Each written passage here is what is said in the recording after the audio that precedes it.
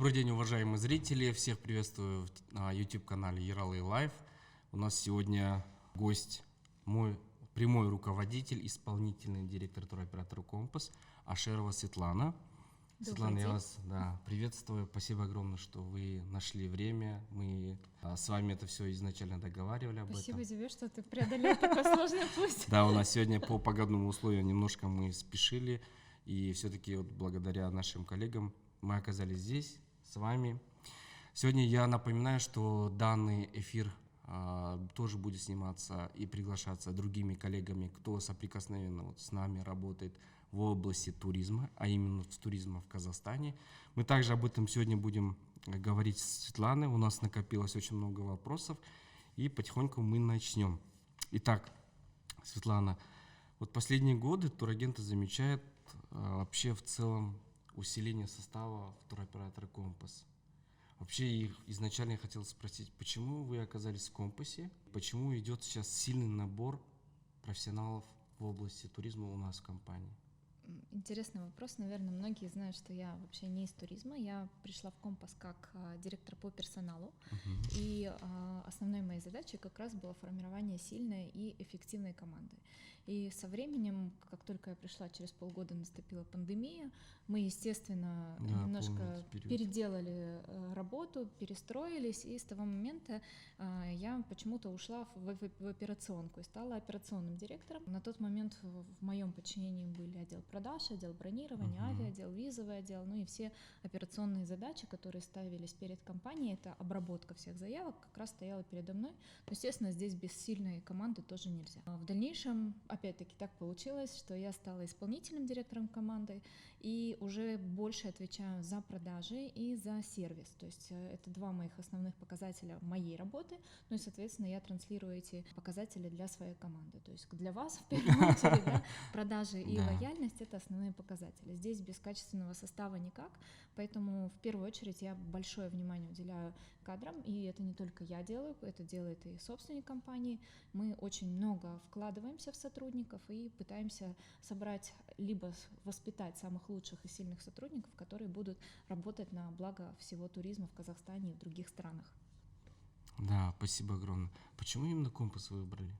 Наверное, так сложились обстоятельства. Не я выбирала «Компас», а «Компас» выбрал меня. Я наемный управленец, которого... Если есть краткая такая история. Да, я работала вообще в других сферах. Я работала в сфере сначала в образовании 10 лет, высшим образованием, была тоже директором по персоналу, потом я ушла в системные интеграции, хотела попробовать себя в коммерческом бизнесе. После системных интеграций я перешла вот как раз-таки, решила уйти сначала в консалтинг, и меня пригласили как раз попробовать себя в качестве директора по персоналу туроператора «Компас». Ну и предложение было довольно интересным. Это был вызов. Это первый опыт, да? В туризме, да, вообще первый опыт. Я и сразу в «Компасе». Любитель путешествовать, да, и сразу в «Компас» пришла случайным образом и затянула уже на 3,5 года сюда. Да, спасибо огромное за такой быстрый и прям плодотворный ответ. Являюсь сам руководителем офиса в городе Астана, туроператор «Компас». Почему мы тоже выбрали Светлану? Потому что мы сегодня еще детально поговорим про новости компании, почему мы именно работаем с агентами, почему именно агентов мы именно хотим культуру, среду именно общества агентов в Казахстане улучшить. В этом контексте у нас тоже будут беседы. Мы заденем где-то что-то по части личного характера, как личный бренд, и другие моменты мы тоже охватим. Надеюсь, вам это будет интересно. И дальше расскажите, пока мы про «Компас» немножко поговорим, за последние годы, вот после пандемии, да, мы пришли, очень много профессионалов пришли. Какие есть вот достижения, которые вы можете сказать? Вот за 2-3 года мы сделали то-то, это.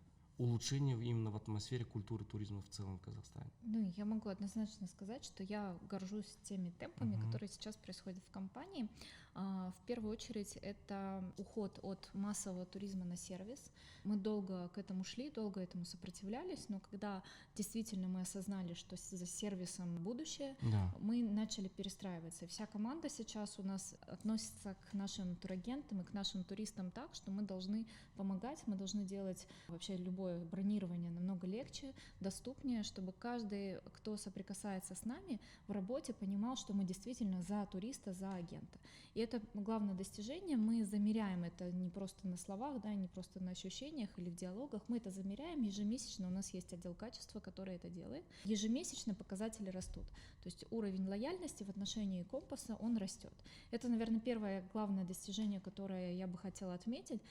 Второе достижение, оно в совокупности работы всей команды, всей компании в целом, это то, что мы действительно стали работать очень сильно на прибыль. То есть мы как компания выходим в большие финансовые показатели, это тоже очень радует, потому что все-таки туризм, когда я впервые с этим столкнулась, говорят, что он живет на оборотке, это не так. Да. Туризм может жить не только на оборотке, а на финансовых показателях хороших, положительных. Это тоже большое достижение для бизнеса в первую очередь. Ну и третье, я все-таки повторюсь, да, что это команда. То есть у нас очень сильная команда, у нас благодаря таким, как ты, у нас в каждом регионе и в каждой стране хорошая команда, которая развивает, которая привязывает к себе рынок, которая слушает и слышит рынок. И, конечно, это тоже большое достижение. Ну, наверное, вот этих 3 основных показателя для меня очень важны. Да, и это мы чувствуем прямо, у нас есть коллеги из других стран, из других коллег, даже иногда мы между собой общаемся. Действительно, это мы чувствуем опеку, вот вашу опеку со стороны руководства всегда. В любых начинаниях, которые мы креативно подходим к работе, от этого мы тоже удовольствие получаем. Вот финансовая часть всегда, на любые начинания вы всегда поддерживаете. Вот, от имени наших коллег из других стран и регионов тоже хотел бы поблагодарить. И такой интересный вопрос. Ну, в любом случае, Компас на сегодняшний день очень крупный и, возможно, самый крупный туроператор, казахстанский туроператор на рынке Казахстана. Мы в других странах являемся инвесторами, в других странах. Головной находится у нас в городе Алматы, чтобы очень много к нам приходит, и сразу я об этом хотел сказать. Так как мы находимся на территории Казахстана и как являемся самым крупным оператором, как мы работаем с господдержками? Есть ли у нас господдержка? Потому что агенты подходят, говорят, вас всегда поддержит государство, вас всегда поддержит государство, у вас кто-то там есть, я не знаю. Но господдержка не в виде госпрограммы, а вот государственной поддержки именно отечественных туроператоров. Ну, я, наверное, скажу, развеять хочу этот миф, Да, да, вот потому что есть разные мнения по поводу это этого. миф. То есть мы работаем на едином рынке, это конкурентная среда, где у всех равные права и у всех одинаковые привилегии и преимущества. Наверное, единственное наше преимущество — это опыт и плюс наличие офисов и команд в разных странах. Это наш большой плюс. Что касается государственной поддержки, мы являемся участниками программы Kids Go Free, и мы действительно очень активно над этой программой работаем, не только внутри компании, но и на рынке мы ее распространяем, и также мы хотим в дальнейшем по этой программе работать, и мы планируем, конечно, в ней работать. Kids Go Free — это государственная программа, которая субсидируется национальной компанией Казахтуризм, и мы вместе с ними работаем. Сейчас мы были по итогам текущего сезона, мы были лидерами, это, конечно, очень радует, потому что работа очень большая, это командная работа, которую мы сейчас перевели к хорошему результату. Это первая поддержка. Но вторая поддержка — это работа по въездному туризму. Выездной туризм со стороны государства субсидировать — это не показатель, потому что все-таки государство должно стремиться сохранять и аккумулировать средства внутри страны, а не отправлять их за рубеж. Да. Поэтому развитие въездного туризма, то есть привлечение туристов в Казахстан, а с другой стороны еще и развитие внутреннего туризма. Вот по этим 2 программам государственным мы участвуем, но это открытые платформы, на которых может участвовать любой туроператор, который захочет туда пойти. Да, я вот хотел сказать, недавно мы сняли подкаст с представителем Казахтуризма по поводу госпрограммы в целом на территории Казахстана. И там действительно очень много моментов было. Да, действительно, что мы лидеры. И мы дали несколько предложений от имени операторов, от имени агентов. Надеюсь, что это все воплотится в жизнь в следующем году. Пожалуйста, госпрограммы всегда будут интересны. Туроператор Компас будет всегда об этом поддерживать, об этом будет говорить. И если есть возможности, госпрограмма Kids Go Free, она всегда открыта к улучшению на следующий год. Спасибо огромное. Второй вопрос. Какие-то есть предложения по развитию туризма в целом в регионах? Точнее, в Алмате, может быть, какие-то есть предложения по развитию в Туркестане. То же самое новая область, Абайская область. Ну, и сейчас, как мы заметили, последние, вот как раз-таки благодаря пандемии, да, я скажу, что пандемия для многих отраслей это стала такой точка роста. Вот Мгм. благодаря пандемии наши туристы обратили внимание на то, что отдых в Казахстане и путешествия по Казахстану, они доступны и возможны. И очень активно как раз-таки в 2020 году, 19-20 год начали Да. разбивать Мангистаускую область. Город Актау Прям получил очень активно. шикарную возможность в первом курорте на системе All Inclusive. Это как раз-таки Риксос Актау. Сейчас там строится еще один Еще резорт, новый да, отель, да, скоро мы будет. тоже видели. Скоро мы надеемся, что он откроется, это будет тоже здоровая конкуренция. Что может сделать государство? Развивать инфраструктуру. Ну, то есть самое главное, чтобы наши туристы хотели ехать куда-то по Казахстану отдыхать, это развитая инфраструктура. То есть Алаколь, понятное дело, это уже закостенелый Да. бизнес, куда едут массы туристов на это направление. Свой турист, свои предпочтения, туда едут постоянно. Там, конечно, из маленького поселка развились в такую большую инфраструктуру, это хорошо. Вот туда можно дальше развивать, например, тот же пляжную систему, да, доставлять элементарно, помогать базам отдыха в развитии. Плюс развитие сервиса. Казахтуризм сейчас очень большое развитие, вкладывается очень много в развитие обучения. Вот обучение для местных поставщиков по туризму и отдыху это очень важно, потому что сейчас важно вкладываться в то, как люди продают свой продукт. То есть у них может быть очень скромная там база отдыха, да, но ее можно так подать, что туристы влюбятся и будут ездить туда снова и снова. Плюс инфраструктура касательно дорог, касательно там санитарных станций, касательно тех же аэропортов, которые у нас, к сожалению, не везде развиты, Да. но из года в год Казахстан все-таки вкладывается. Вот сейчас, например, там на Алаколе 2 аэропорта закрывали на развитие. Ремонт, В да. Уральске вот недавно только закончили, очень красивый аэропорт получили. То есть каждый год какое-то мы видим маленькие шаги, их, конечно, нужно освещать, потому что у нас большое внимание, большой акцент уделяется именно внешнему туризму, выездному туризму, а вот внутреннему туризму это прям каждый раз нужно подсвечивать. К примеру, Ридер, да, и Восточно-Казахстанская область — это уникальное место, природное, богатое очень, и туда нужно прям постоянно, каждый день буквально освещать, Согласен. что там происходит. И зимой, и летом, и весной, и осенью там различные виды активностей, которые можно просто показывать, рассказывать и распространять среди туристов. Ну и, конечно, еще очень важна поддержка финансовая для баз отдыха, потому что у нас довольно большие вложения требует каждая база, и туда нужны большие инвестиции, возможно, какие-то льготные кредитования, либо льготное субсидирование для данных объектов. Ну да, в целом я всегда тоже, у меня по воле работы часто приглашают прямые эфиры, дебаты. Я всегда говорю, что у нас действительно очень много мест, которые нужно показывать. Но показать это все, это прям комплексный подход по продвижению, по маркетингу. Да, спасибо, такой прям интересный ответ я услышал. Давай немножко вернемся про личность. Светлана у нас, она не просто руководитель, она не просто личность, она и говорит на нескольких языках, которые, наверное, кто часто сталкивался, наверное, видели. Но я знаю, что, наверное, многим тоже интересно будет, что вы владеете казахским языком.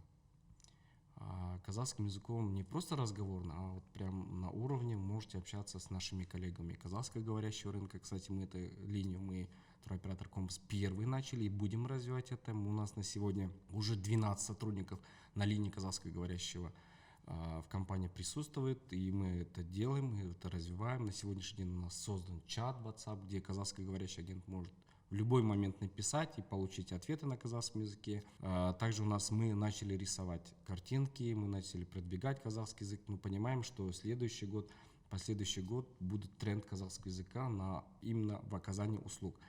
Светлана, я попробую вам задать на казахском языке, попробуйте. Да, не стесняйтесь, это, по-моему, один из таких первых лайфхаков будет именно для наших агентов, для наших зрителей. Қазақшаны қалай үйрендіңіз? Мен мектептен бері қазақшаны үйреніп жатырмын. Негізінде жай мектепте оқуды бастадым. Орта мектебі, Қаскелең қаласының орта мектебі болатын. Сол жерден өте қызығушылық өте көп болған. Сөздерді жаттаудан бастадым. Ары қарай мен қазақ түрік лицейіне түстім оқуға. Сол қазақ түрік лицейінде 4 тілді үйрендім. Қазақша, түрікше, ағылшынша және орысша. Осы 4 тілді еркін сөйлеп, еркін жазуды, еркін меңгере аламын. Одан кейін туризмге келгеннен соң мен украин Өте қызық. тілін украин тілін үйрене бастадым. Украин? Иә, себебі мен көп әріптестерім Украинада Иә. жұмыс істейді. Олардың арқасында жайлап украина тілін үйрене бастадым. Қазір мен қазақ тілін көп пайдалана алмаймын, себебі біз көбінесе орыс тілінде сөйлесеміз, бірақ сонда да оқуды, жазуды, сөйлеуді ешқашан ұмытпаймын, себебі мен Қазақстанда тұрғаннан соң жай қарым-қатынастарда қазақ тілінде қолдануға тырысамын. Иә, құрметті әріптестер, біздің чатта қазақ тілінде қызмет көрсету чатында Светлана отырады. Кейбір кезде өзің сасып қаласың, сол кезде дұрыс жазбай қалуы мүмкін да, сол кезде Светлана өзіңе жеке жазып береді: Ерали, ана жерде дұрыс жазып жатырсыз, сіз былай жазыңыз деп. Сондықтан Светлана, сізге үлкен рахмет, қазақ тілінің дамуына бір үлесіңіз қосып жатыр деп білемін. Осы қазақ тілінде профессионалдық түрде бір сұрақ қойғым келеді. Біздің туроператор компастың енді Алакөл жағын дамытуға үлес қосып жатқан үлкен бір компанияларымыздың бірі. Келесі жылға біз Алакөлді дамытуға қандай жоспарларымыз бар? Осы соңғы 2 жылда жоспар құрудан бас тарттық. Негізінде былай 1 жылға алдын ала жоспар жасаудан шынымен өте қиын болады. Бірақ келесі жылы біз ары қарай Алакөлмен жұмыс жасаймыз, базалармен. Біз мысалы 2 жыл бұрын біз барлығымен жұмыс жасауға тырыстық. Әр базаға барып, әр базамен келісім шартқа отырдық. Әр қайсымен біздің стандарттарымызды түсіндірдік. Бірақ бәрі соған келген жоқ. Тек жартысы келді. Биыл тек ең сапалы базалармен жұмыс істедік. Оны байқадық біз. Қайсы мен сіздердің шарттарына келем деген базамен, сол базамен ғана жұмыс жасадық. Ол біздің сапамызды артты. Және біздің туристеріміздің кері қайтарымды көтерді. Олар мысалы келген соң ешқандай наразылық білдірген жоқ. Себебі бәрі тұрақты және жоғары сапада жұмыс істеді. Келесі жылы оны дамытамыз. Мысалы олар ақ салық жағынан жұмыс істеуге енді үйреніп жатыр. Ол да біздің үлесіміз. Таза, заңды түрде. Заңды түрде. Мысалы біз әр қайсымен келісім шартқа отырамыз, әр қайсымен тікелей банк арқылы төлемдерді жасаймыз. Олар көбісі соған дайын болған жоқ. Қазір бәрі соған дайын. Бәрі біледі. Туроператор компас жағынан біз клиенттерді жібереміз оларға. Олардың іздеудің қажеті жоқ. Олар өздері біледі. Біз өзіміз алып келеміз, өзіміз жарнама жасаймыз. Олардың жұмысы біздің клиенттерімізге сапасын көрсетіп, қызметін көрсету керек. Ол бірінші біздің мақсатымыз. Екінші мақсатымыз ұшақ және пойыз. Олармен әлі сөйлесудеміз, ашық айта алмаймыз, қандай жоспарларымыз болатынды. Бұлай келесі жылы жақсы жаңалықтар болатын деп сенімдімін. Алакөл келесі жылы компаспен әрі қарай жалғасады, сондықтан біздің сайттан информацияларды жарияланып отырады. Сондықтан мәліметтерден құр қалмаңыздар, қарап отырыңыздар деп айтамын. Ну, немножко вернемся, давайте по поводу того, что какие планы по направлениям мы планируем на следующий год. Потому что очень многие мы сделали открытие фестивалей, когда мы делали на волне успеха, мы немножко анонсировали по поводу круизных туров, открытий, по поводу Умры, который вот прям специфический проект, да, по направлению для граждан Казахстана. Что планируем открыть? Буквально инсайдовская, если есть информация, но это подтверждено, но мы над чем работаем на следующие годы по направлениям стран. Ну, конечно, мы остаемся в работе также с нашими массовыми направлениями, Да. То есть мы сохраняем лидерство по Объединенным Арабским Эмиратам, это наше самое большое направление. Турция и Египет у нас круглогодичные, Эмираты в том числе. Мы уже привыкли. Да, то есть мы уже научили рынок продавать тот же Египет и ту же Турцию зимой, я думаю, мы продолжим это делать. По летним направлениям у нас, естественно, это европейские направления, всеми любимая Черногория, Греция. В этом году она показала как раз-таки первые туристы поехали, первые поняли, что это такое. Ну и такие дорогие направления, которые стали тоже массовыми, как Мальдивы, и сейчас это Сейшелы с 26 декабря. Они прям круглогодичные сейчас их продают. Да. Мальдивы, например, вообще круглый год, это отличный показатель как раз-таки развития туризма. Сейшелы тоже планируем также ставить, ну и плюс мы очень много работаем с ГДС-турами. То есть мы ставим рейсы в Доминикану и комбинируем как раз-таки, формируем программы на Доминикану, на Мексику, все европейские страны. То есть у нас очень много поощрений рассчитанных туров, плюс также, как ты сказал, Да. что мы объявили о том, что мы хотим работать в Саудовской Аравии. Это непростое направление, и его развивать довольно сложно. То есть мы не хотим вот так вот в него зайти и продавать абы как. Мы очень тщательно работаем над самим продуктом, поэтому продукт будет очень качественный, но он занимает время на просчеты, на подготовку. Просто поставить рейсы и летать на куда с закрытыми глазами мы не можем. Мы хотим очень качественный продукт и совмещать не только паломничество, но еще и туризм и путешествия, то есть чтобы люди узнали о стране как можно больше. Плюс мы говорили о круизах, мы сейчас уже заключили договор с ПАК-группой, у нас эксклюзивные будут цены, мы сейчас занимаемся интеграцией системы, то есть это такой технический момент, который тоже немного времени занимает, но ранее, до пандемии, мы активно работали с разными поставщиками по круизам, и сейчас мы хотим возобновить эту систему, эту работу. Круизы, я считаю, что за ними будущее, потому что это по цене, Очень интересно, мне по кажется. цене это очень интересное предложение, а с другой стороны, это возможность посетить несколько стран в одном путешествии. То есть нужно купить только билеты в одну сторону, там, сначала в одну сторону и в обратную сторону, а потом уже поехать. У нас очень много коллег, которые сейчас сами, именно турагенты, изучают круизы, изучают круизные составляющие, сами ездят, ну и в дальнейшем они, я думаю, что за этим как раз-таки будет стоять в будущем. Касательно направлений на лето, конечно, очень сложно говорить, потому что сейчас мир очень изменчив, и если мы сейчас запланируем что-то, не факт, что оно будет реализовано, или наоборот, мы можем запланировать одно, полететь в другое, поэтому здесь, очень сложно прогнозировать. Мы Да, сейчас абсолютно зиму согласен. закончили, где-то с января месяца мы уже начнем формирование продукта на следующий год. Да, уважаемые коллеги, туристические агентства, вот действительно, вы меня очень часто спрашивали по поводу паломничества, умру, круиза. Ну, я думаю, что Светлана дал прям продуктивный ответ.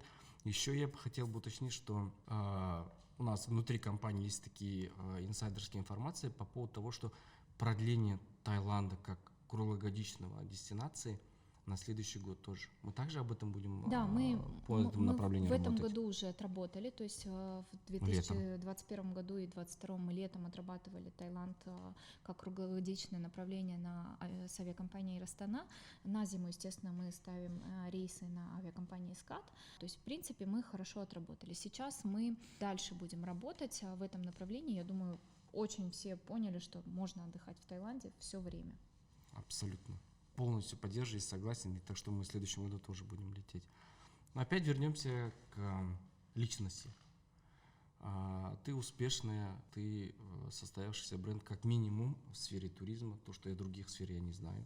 Как вы там работали или работаете? Я бы хотел бы уточнить по поводу, как совмещаете, вот лайфхак от вас для наших коллег, кто совмещает работу, туристическую работу, чтобы это правильно понимали другие зрители, которые не работают в туризме.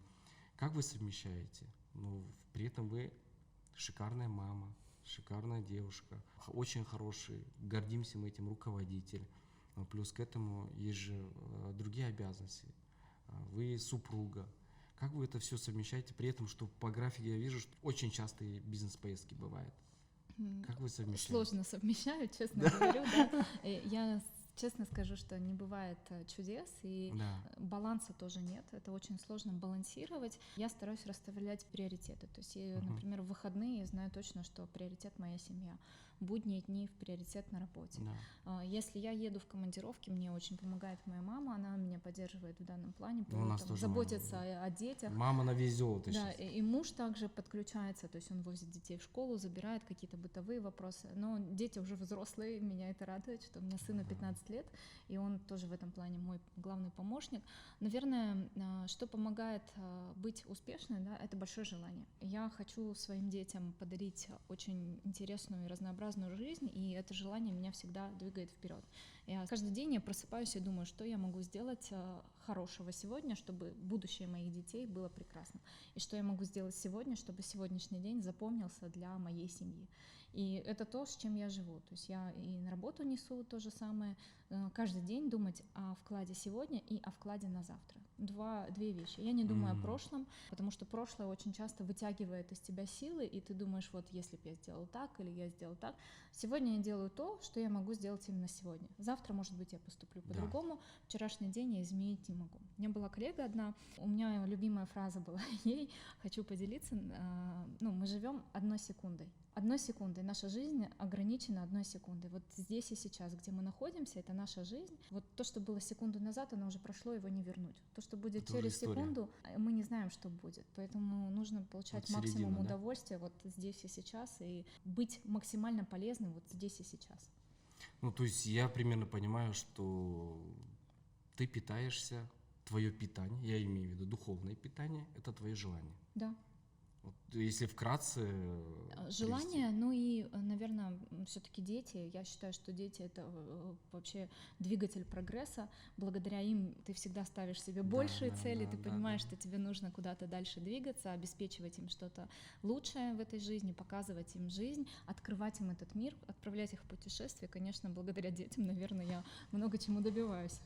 Да, с тобой полностью согласен. Иногда вот порой приходится, на своих детей смотрю, как буквально аналгин, аспирин. Вот реально, когда ты устаешь, приходишь с работы, и вот ты пару раз поцеловал, и все прошло. Оказывается, все ничего страшного, все это делается. Это просто мы занимаемся любимым делом, от этого удовольствие получаем, действительно, в том числе. Я полностью поддерживаю, потому что ситуация аналогичная и у нас в семье, и разные ситуации бывают, но в туризме гармонию получить. Главное, чтобы желание. Было Мы бы с желание, удовольствием да. это делаем, мы от этого питаемся, подпитываемся. Думаю, что коллеги тоже, ну, то есть это у всех желание нас двигает, и дети нас окрыляют. Давай немножко вернемся к нашим коллегам. Мы как крупный оператор, казахстанский оператор, мы поддерживаем работу, коммуникацию с туристическими агентствами, нашими прямыми продажниками. Очень часто слышу атмосферу в туризме, культура в туризме именно в сфере агентств. Очень часто попадаем на разные события, на разные истории, которые мы вот прям стараемся вникать, стараемся их поддерживать, стараемся их обучать, стараемся все это делать, но на сегодняшний день среди агентств друг другу жалуются, что они между собой демпингуют. Есть нездоровая конкуренция. Это, ну, нужно говорить откровенно, да. И очень много агентств присутствует, которые не имеют офисы, не имеют открыто оплачивать все пенсионные подоходные налоги. Вот что бы твое мнение вот по поводу среды туристических агентств в Казахстане? Это большая тема, я понимаю. Вот у нас сложный такой вопрос. 2-3 подкаста нужно снять, Сложный но вопрос. все равно вкратце, если есть Ну, что сказать. что мы сейчас замечаем, что очень много возникает новых турагентов, очень много работает старых турагентов. У нас сейчас в базе активно работающих 2000 агентств. Это зарегистрированных, которые заключили с нами договор, и с каждым днем плюс 2 агентства добавляется ежедневно. В день. Ну, это, конечно, там где-то 2, где-то 1, да, но в среднем это 2 агентства в день абсолютно новых, которые входят в туризм. Это, с одной стороны, хорошо, потому что кто-то выстреливает и работает очень успешно. Особенно те, которые имеют опыт в туризме, которые работали в агентствах, которые получали какой-то, наблюдали за своими руководителями, пошли дальше. Но есть тот пласт, которые сами пару раз путешествовали и решили, что они могут работать в туризме. И такие есть, кстати. Этих людей тоже достаточно много, их нужно обучать. То есть то, что вот мы сейчас делаем, мы приглашаем новых турагентов к себе в офис, обучаем. Это то, что ты начинал в Астане, и то, что мы продолжаем в других городах. То есть обучение — это очень важно, потому что, во-первых, есть понятие политической безопасности, юридическая безопасность. То есть каждый турагент должен понимать свою законную ответственность перед туристом и перед туроператором. С другой стороны, вот как раз чем больше он осведомлен, тем меньше вероятности, что он достигнет каких-то провалов в своей работе. То есть обучение и плюс безопасность, которую он может обеспечивать. Это главный успех. Я думаю, тогда и демпинга будет меньше, потому что лично я хочу платить именно тому турагенту. Я сама пользуюсь услугами турагентов, не сама этим занимаюсь. Мне всегда хочется заплатить тому, кто более квалифицированно меня обслужит. Я думаю, что гонка за самыми дешевыми турами, она более-менее отходит назад, и этот тренд наблюдается сейчас, что турагенты могут своим качеством, своими знаниями завлечь туриста и предложить ему самое лучшее путешествие. То есть на сегодняшний день действительно сервис на первом месте. Естественно, туристы ищут, я часто слышу с агентств, туристы чуть ли не приходят вот прям таким же аналогичным списком и выбирают, где дешевле. Порой иногда получается, потом мои же собственные друзья потом спотыкаются на таких же туристических агентств, потом они не могут решить данный вопрос, то не могут улететь и так далее. Ну, такая жизнь на сегодняшний день, атмосфера в туризме, я своим друзьям говорю. ребят, идите туда, где вам дают чек. У кого есть офис, вы получите полноценный контракт. То есть вы как получатель услуг, вы должны получить полностью, за что вы оплатили. И, естественно, мы в этой среде, как туроператор Компас, будем транслировать, говорить, обучать. Мы открыты всегда. Любой офис, который присутствует по всему миру, да, у нас свыше 8 стран мы представлены. Приходите, пожалуйста. Если вы не знаете, мы готовы помочь. Если вы не уверены в каких-то ответах, мы попросим вас переспросить у нас. Мы, по крайней мере, мы постараемся вам дать только официальную версию, то, что должно быть в целом. Кстати, по поводу этой темы я разговаривал с многими агентствами. Они предлагают разного характера решения проблем, чтобы у нас не такое уж большое количество развивалось туристических агентств в стране. Это одно из них привести лицензирование назад. Второе предложение туристов. Мы об этом тоже с туристическим агентством, тоже мы подкаст снимем с 2-3 туристическими агентствами. За одним столом мы постараемся об этом поговорить. Второе предложение со стороны операторов. То есть схема бизнес-процесса такая, что турагентство оплатил полностью согласно контракту, согласно витрине. Турист прилетел, потом оператор должен вернуть комиссионное вознаграждение, которое согласно контракту. Это второе предложение было. И третье предложение поработать с министерством и Комкором. Что, то есть туристическое агентство тоже должен нести ответственность за своих туристов.